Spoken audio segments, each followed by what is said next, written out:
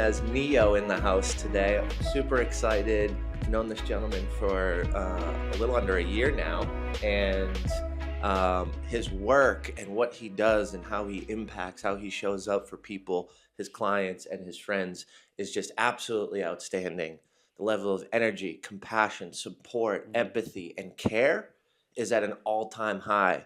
And from someone who builds relationships, is known as the relationship guy, and teaches and focuses and frames on how to build relationships, I've got to give kudos to this man right here. So thank you, Neal, for being here today. Appreciate you, brother. Since we met, the relationship has just skyrocketed. You always say relationships are rocket ships, and I've been riding on that ship with you, brother. Let's go. Let's Yeah. go. We're going to have an awesome episode today, because the first question we're going to lead with is, what does impact mean to you, Neal? Wow, it's such a good question. Impact in my life is leaving a vibrational legacy, right? It's creating that feeling for me, and I'm getting goosebumps, even getting emotional talking about this. But it's creating that moment, that salient moment where somebody says something, somebody leaves you with something, and it changes everything, right? That mountain that was in your mind becomes a molehill. It just demolishes it, right? And that is impact. That mountain in your mind becomes a molehill. Whoa, you got me with the goosebumps now, brother. Can you give an example of that maybe in some of your work? Yeah, I can say in my work, but I'd like to say one moment that it was for me. I have to give kudos. Somebody said to me, and this haunts me to this day, they said, how you do anything is how you do everything. And you'll want to justify, no, I was running late, or they were behind on their payments, but it's all a reflection of what you do, right? It's all the reflection of what you do. And for me, one of the things that I do with clients that I feel like blows them up is when I see people that are really trying hard, they're struggling. The question I ask them is, what would it be like to be out of control? That's a powerful question. That Most hits. most people don't. They're like, "What do you mean out of control? What do you mean that I couldn't be in control?" No, and I just let them sit with it, right? Because it's none of it is in our control, right? The release is the level up. The surrender is the level up. We got to re- flow back into where we are. Everything that we're trying to effectuate, perpetuate, elevate is not going to work for us unless we just relinquish the fact that, you know what, we can't control, but we can surrender into it and use our attention and intention, right? It's powerful. It's powerful. You brought up the word surrender, which is speaks volumes to me in the season that I'm in and Mm-hmm. in the journey that I'm on. Talk to me a little bit about surrender and how it's shown up in your life or some of your potential or your clients' lives. Yeah, yeah. I, as this wealth strategist working on wealth consciousness, I really want to help people understand that where we are, if you think about the levels of wealth as like the chakras in the body, at a root, we're down in stuck, right? We get to struggle, we get through scarcity and fear, and then we get to hustle. And we call hustle, Jim, successful. It's bullshit. Oh, if you're just working hard and you're grinding. But the elevation, the surrender, it takes you to alignment, which alignment and then action. And action helps you find your intuition, and that's authenticity. And at that crown chakra, that's wealth, right? So that's the surrender in that is that understanding that when you're in, you need the contraction, right? We need the point at which we contract because the subsequent expansion is going to be so much more. But everybody tells you to do this linear bullshit, and the linear bullshit looks like this. It's just diminishing returns, right? So surrender helps you come to center so that you can, the next push out can be much more explosive. So it's almost like retracting just a little bit and kind of gathering Yeah. to then explode and move forward. Yeah, if you look at a jellyfish, right? That's what I use. If when you see a jellyfish move, it undulates, it moves. That's the frequency of us. We all know that. All this bro culture is like, get shit done, go for it. Playing small is canceled. All that stuff. It works for a minute, but it doesn't really work because even those people are burning out. Yeah. Right. We need to create a culture that's sustainable, that really functions on the human algorithm, and part of the human algorithm is rest. Right. You've come into this world, your first act is to be inspired, to inspire, and your second act is to come to rest or respire, right? And if we're not following that breath cycle, that frequency, we're going against our true nature. And I mean, at the end of the day, most people in my experience who own businesses or who have left the hustle, the grind, the 9 to 5, whatever you want to label corporate, Mhm. however, leave because they were burned out. Yeah. And then they jump into owning a business and entrepreneurship. And within 6 to 12 months, they find themselves in a heightened extension of that initial burnout phase in Yeah. corporate. Yeah. And I've always been interested in it because one, it's happened to me. So Mhm. I'm not pointing the finger here. I'm taking ownership. Yeah. Like I've done this, especially in the transition because was so, I gotta prove everybody else wrong. But what I've realized most in my conversations with high level performers and talking about the journey and the experience has been they've done that and they've had hyper awareness that that doesn't actually help them rocket in the way that they want. Mhm. And when they take that step back and surrender to maybe this wasn't working or that wasn't working or maybe this isn't the best idea or the best option, what they realize is they now have clarity and focus. And then that path actually allows them to skyrocket and move forward at a deeper and faster momentum. Yeah. Have Yeah. you experienced that in your life or with some of your clients, maybe? Clients for sure. I had a guy who, true story, had 300 reports, made his millions, right? 2 Boston marathons. And he said to me, he said, Neal, I would write a check for you if I could legitimately have my life back. If I could have a relationship with my wife, if my girls wanted to see me, these young girls. But he'd done all the things. He had burnt himself out. And I did the same thing too. I had the golden handcuffs. I had the multi six figure. I had the, hey, you can extend your Europe trip so that you can go on a vacation and fly my wife over and all that stuff.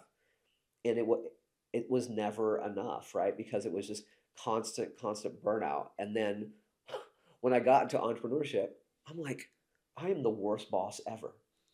Dude, I am the worst boss.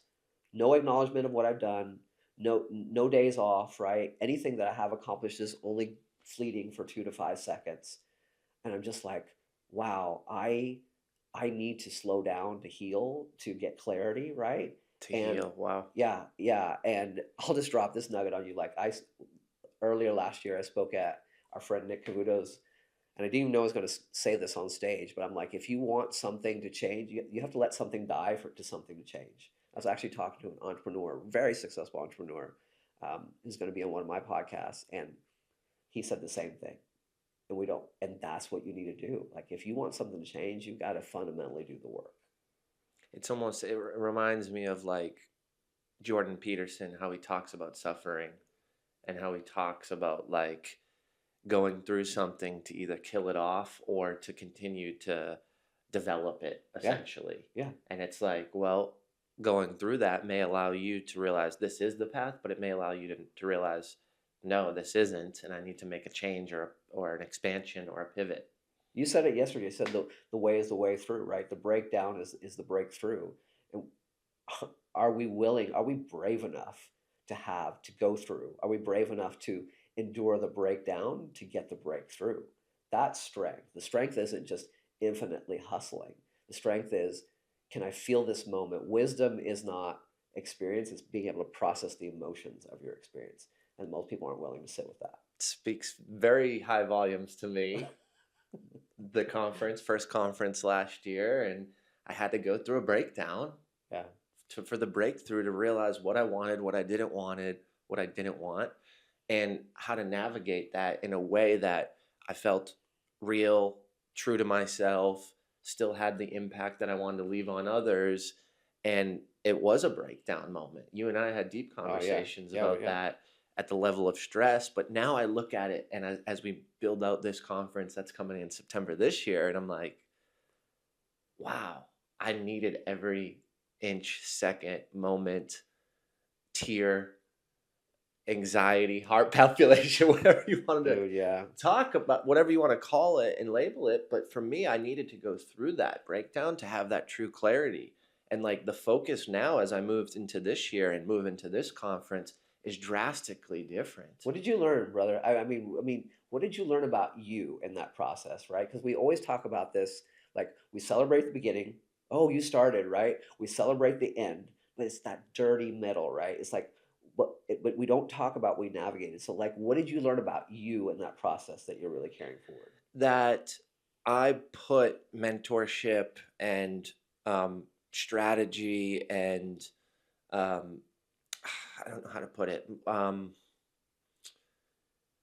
I put other people's opinions of how they would do it because they've done it and they've gotten results, but the results that they got are the opposite results that I'm seeking. Hmm. So I put their mentorship and advice over what I thought was right and how I wanted to show up and impact others. And in turn, there was impact, like how they said to do it, and how to uh, the messaging and the branding and the sales aspect and how to elevate, like that worked, but it didn't work the way that I wanted it to. And I needed to lean into what I believed and who I wanted to be and do it my way more, which in turn I had to go through that to realize it felt icky. It didn't Yeah. produce what I wanted it to. Yeah. It didn't put all the right people in the room. And now as I grow who I'm seeking mentorship from and making transitions, what I've realized is I'm aligning with different people at a higher level because one, I have skin in the game. I have a foundation built around it, and I have the confidence to go, that's a great idea, but that idea isn't for me. And it's funny because it comes full circle. Like I had all the answers. I just didn't have the courage and the Ooh, balls ooh, man, to dude. listen to what my heart and Oh, my brain was telling me because it was new. And I was coming off of a heightened ego. I was coming off of a heightened bankroll uh-huh.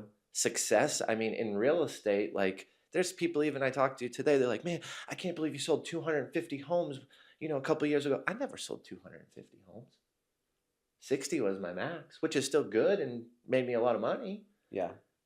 But I was coming off such a heightened, like, I know my shit. I got this. I'm crushing it to a, oh, I've never done something this big and impacting 300 people in one day and acquiring speakers and navigating how the emotion behind it and how I wanted to do this and that. So I leaned in and listened to people that didn't align with my core values and how I truly wanted to do it. So I had to go through that whole experience and just fight resistance the whole time because I thought that was the way.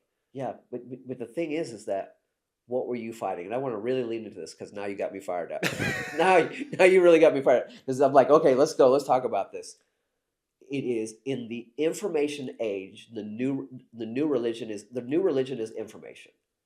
We have lost our spirituality. I don't care what your religious bend is, what your spiritual God, source, universe, whatever you want to call it. We have lost our spirituality, and in the pursuit of information, we have left our intuition sitting at the doorstep, waiting for us to fucking return, right? You, To come back home, and to have the courage to follow who you are is our human nature, as our divine right, and there's always been a need to be part of the herd, right? But now with social media, we get too much of a window into whatever the latest trend is. Whatever else we look out and we're like, and people say the sky is green today, and we're like, wow, we've got to go after green, right? And we're so heavily influenced, so yep. easily influenced that we've lost our true nature, right? You and I are going through this in the same way. We sat through a 2-day sales training, and everything that I've been preaching for the last 15 years, they said in that. And I'm like, how did I get so deep in another rabbit hole? I was pissed at myself. And I know you've had that too, because I'm like, I left what I knew was right. What I love the thing to pursue is like, how do we get more intentional about being in our intuitive nature? Like, how are you going to go forward with that? Well, I think for me, it's spending more time alone. Oof, yeah. I often, I'm an extrovert. I'm the relationship guy, Right. right? Like, I love being around people. Like, even my wife is like, you know, oh, you've been home today. Like, who are you going to go see? Who are you going to hang out? Like, she knows that I'm like freaking out if I don't actually have that interaction. So for me, It's something where I need to forcefully spend more alone time. And in those moments Hmm. of sitting in myself is when I actually understand and have that intuition and alignment. And for me, it's removing the distraction and the noise. And for a long time, I thought, oh, like remove the noise, meaning like, um, I don't need to go and listen to 100 podcasts, just listen to one. Well, some of the best weeks I've had this year is when I tuned out everything, sat in my sauna 5 days in a row for 45 minutes and wrote and thought, or went on, I did 6 days, a 7 mile hike every morning at 5 a.m., Yeah. 6 days in a row. Yeah. Me and you were actually texting and going back and forth. Right. And you'd think, oh, Jim, you're on a hike and you're texting. And that's not a distraction because the conversation was related to what I was going through. Yeah.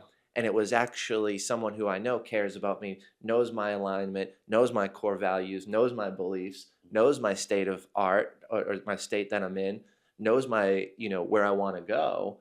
And because I walked that 4 or 5 miles and had that clarity, and I'm making notes, and then, you know, we engage in a conversation and it's like perfect alignment around what I'm feeling and what we were discussing.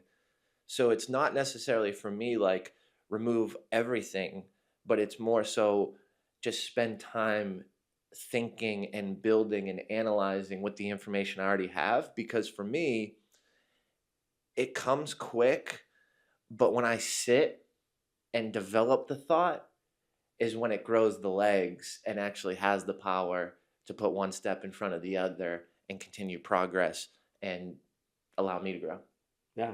Yeah. When you take time to have a better relationship with yourself, you have a better relationship with the people around you, a better relationship with money, better relationship with everything else. And spending that alone time, Tom Bilyeu, who I love him from because he's such a mindset guy, but he says the most important thing that is how you feel about yourself when you're by yourself. And most people don't have the capacity to be with their own thoughts. Well, one of the things I always go back to, I'm like, before we had these cell phones, how the fuck did people know what they know, right?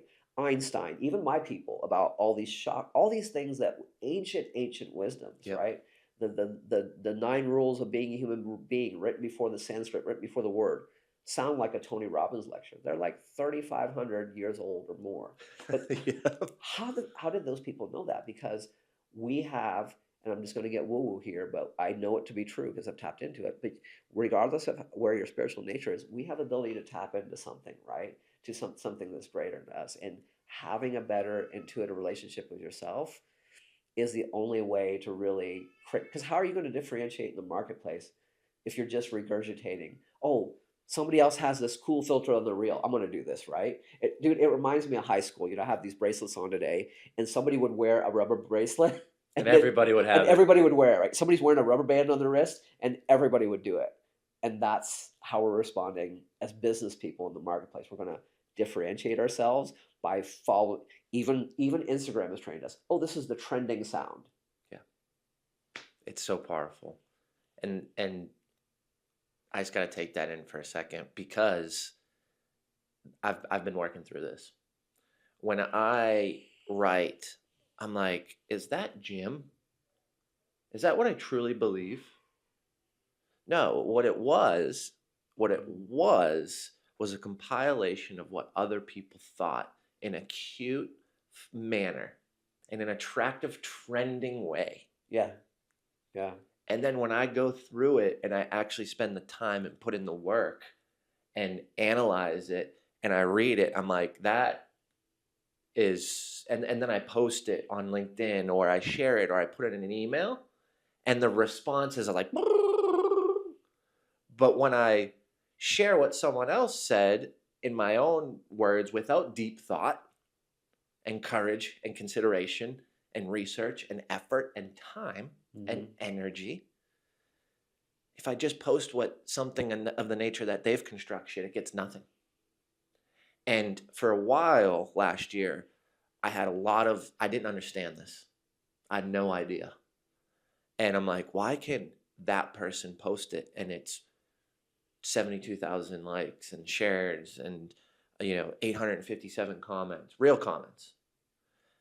But when I go talk about something similar and use the same verbiage, it performs at its least.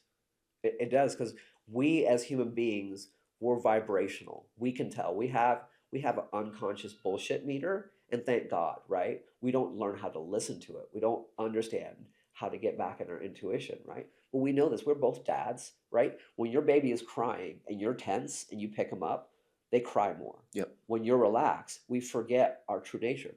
But here, if we're going to go the dad route, let's just go deep on this for a second. That's If you powerful. I just noticed this literally an hour ago. right? But everybody, I even spoke about this on stage, and it bounces off of us because we get so far from source. Source is when we were born, right? We understand our true nature, and we distance ourselves from being a child because it's childish, which we vilify it. That's bullshit. I call bullshit again.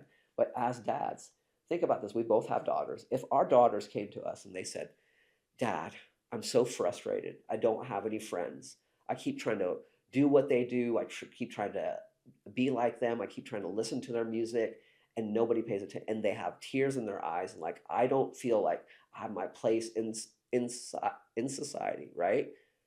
Um, and what would we say to them? We'd be like, "Baby, you don't need to be like them." We build their self-esteem. Yeah, we're like, who you are and these traits that you have, you need to keep being this person, right? You need to use your voice. Anything that's unique about you, amplify that. Don't go with the trends. That's the only way, because if you don't have a relationship with you, you have to sit with that at the end of the day and feel emptied by the fact that you haven't had I tell my kids this all the time, like, I don't care about lying to me. I was like, your heart will know. The internal conversation will know. And it's like that conversation of that dissonance where we're not have a relationship with ourselves, we're not showing up in our true nature, that cuts us off our knees. That is revenue lost for a lot of people, and they don't know it. Yep. I mean, that was me. That was me last year. Right? I'm going, why is there friction and resistance and this and that? And it's because I wasn't showing up as I wanted to. And in the impact that I wanted to leave and how I wanted to do it. Mm-hmm. And I was listening to outside sources that were pushing this, do that. And it was like, this sucks. This feels icky. I don't ever want to do this again. Mm-hmm. And almost made the decision to never do that again. But luckily I found myself in a state where I sat on it and realized, no, there's so many aligned things occurring. I'm just using the wrong modality on how I want to show up. Yeah. And then it excited me, right? Because then it's like, oh, this actually is exactly what I want to do. This is exactly who I want to be. This is exactly how I want to show up. And that excitement carries you over to navigate a new world based on intuition, in my experience. Yeah, I would agree. I know that most entrepreneurs, their hands are full of the past, but they're still trying to receive something new. And that can't be the case. One of the things I really like to do with people, to put something actionable here, is do an identity shift with them.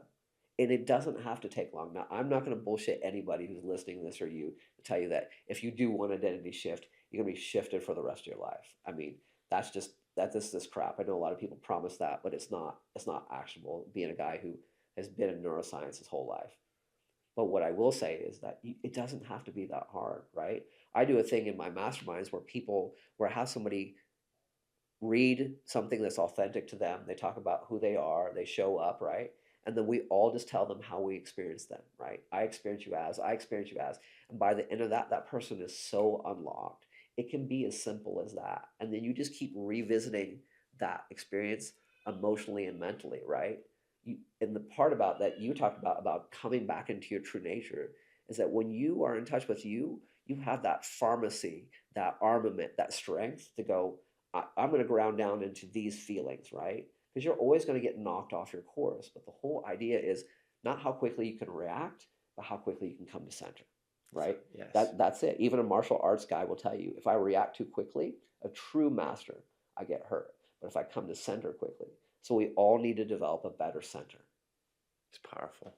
Powerful.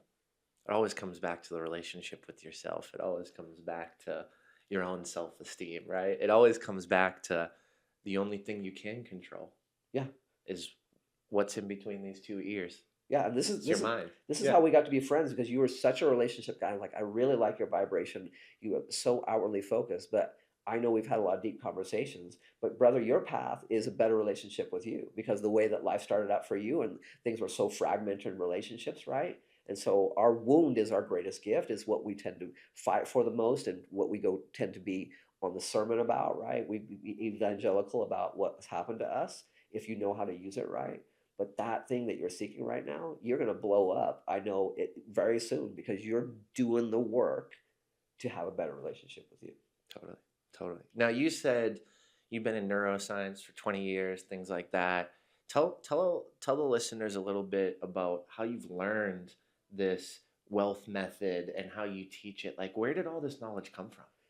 Yeah, so simply, I grew up in a household that was very physically and emotionally abusive. I had a lot of empathic talents, right? But my dad was poor dad. He literally came from a dirt floor farm. So I started looking around, like my dad has 2 doctoral degrees and all this stuff, but yet people in the town I'm living in who work at auto manufacturing plants have more than us, right? And I identify a lot with Richard Kiyosaki's book because I had a lot of these like, huh.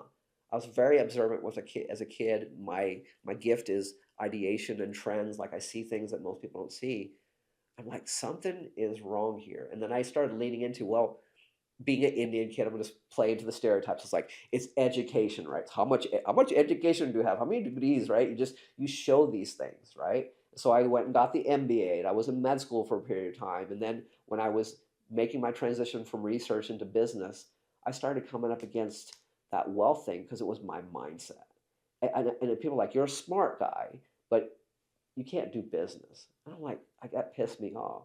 So I started leaning into what are the conversations? What's my money story? Because my dad was riding on a bike and stopped on a divided highway and go, Neal, there's a quarterback there at 35 miles per hour. There's a quarterback there. Go pick it up.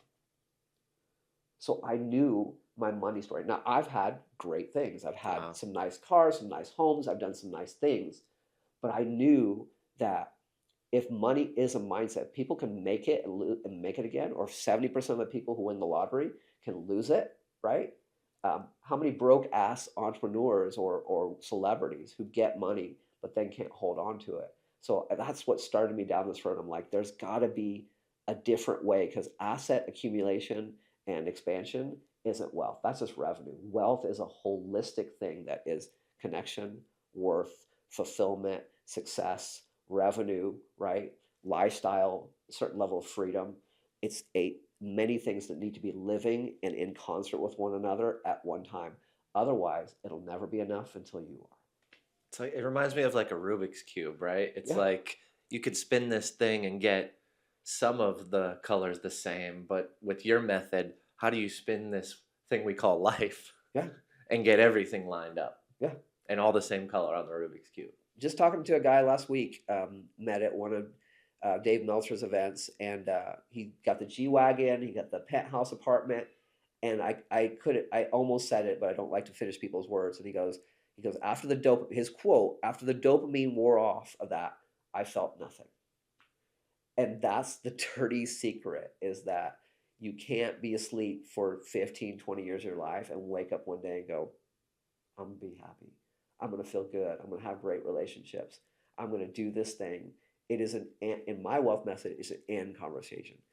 I'm okay with doing great things. I'm okay with money, but it's got to be and, otherwise you'll come up empty and broke. Yeah. Like most people, Jim Carrey says that. I wish everybody could be rich and famous. They'd realize that it would solve nothing. Yeah.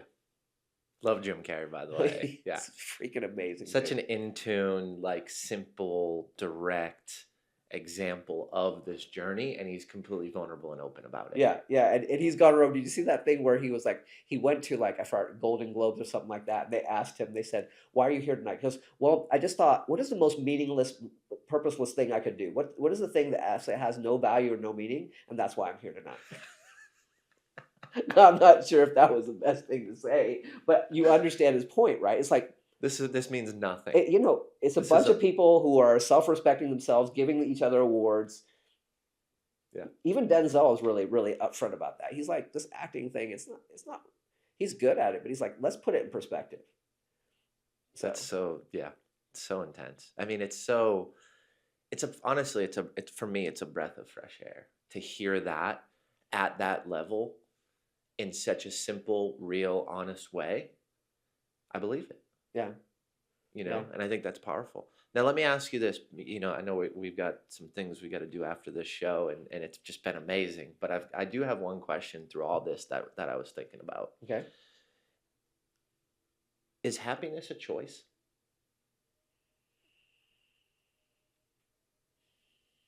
Wow. I think that happiness is our innate vibration. It's not even a choice. It's how we come into this world. Do we have to remind ourselves of it? But here's the thing that I think blocks most people. Most people are trying to find happiness. Everything that you need is vibrating 1 inch from your skin. You have to unlearn or undo your behavior. But again, I always go back to, and I'll preach this much louder, whether people like it or not, but I always go back to our center point. When you're born in this world, how easy is it that your kids laugh and smile? Everything tickles them, everything is fascinating to them. So it is our absolute and innate vibration, right?